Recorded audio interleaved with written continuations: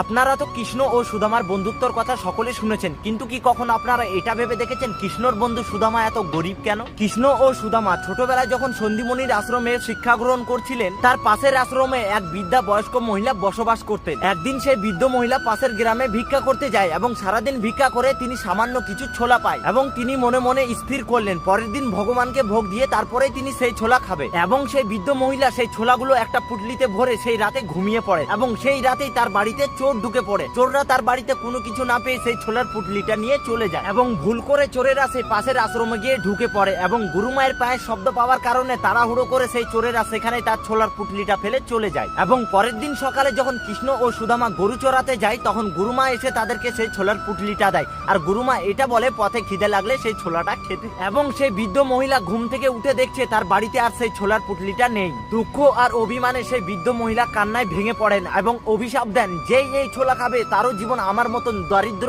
ও দুঃখে সারা জীবন কাটবে। এবং কৃষ্ণ ও সুদামা গরু চড়াতে গিয়ে এক জায়গায় আটকে পড়ে। কৃষ্ণ তখন খিদায় বলল সুদামাকে সেই ছোলার পুটলিটা দিতে, কিন্তু সুদামা ছিল ব্রহ্মজ্ঞানী, তিনি ছোলার পুটলিটা হাতে নিতেই বুঝে গেলেন এটা অভিশপ্ত। তখন সুদামা বন্ধু কৃষ্ণকে বললেন পুটলিটা কোথাও পড়ে গিয়েছে, কিন্তু সত্যি কথা এই সুদামা সেই ছোলাগুলো একাই খেয়ে নেয়। বন্ধুর জীবন দারিদ্রতে কাটুক সুদামা সেটা কখনোই চাইতো না। এটাই হলো সত্যিকারের বন্ধুত্বের পরিচয়, এক বন্ধু আর এক বন্ধুর কখনো ক্ষতি চাইবে না। এবং এই ঘটনার পর থেকে সুদামার জীবন গরিব ও দারিদ্রতে কাটতে থাকে। আর আপনিও যদি এরকম গুরুত্বপূর্ণ ভিডিও দেখতে পছন্দ করেন তাহলে অবশ্যই ভিডিওটা লাইক করে চ্যানেলটি সাবস্ক্রাইব করে রাখেন যাতে পরবর্তী ভিডিও আপনার মিস্টেক না হয়ে যায়। আর আপনি যদি এই ভিডিওটা ফেসবুক পেজ থেকে দেখে থাকেন তাহলে অবশ্যই পেজটি ফলো করে দিবেন। রাধে রাধে সবাইকে।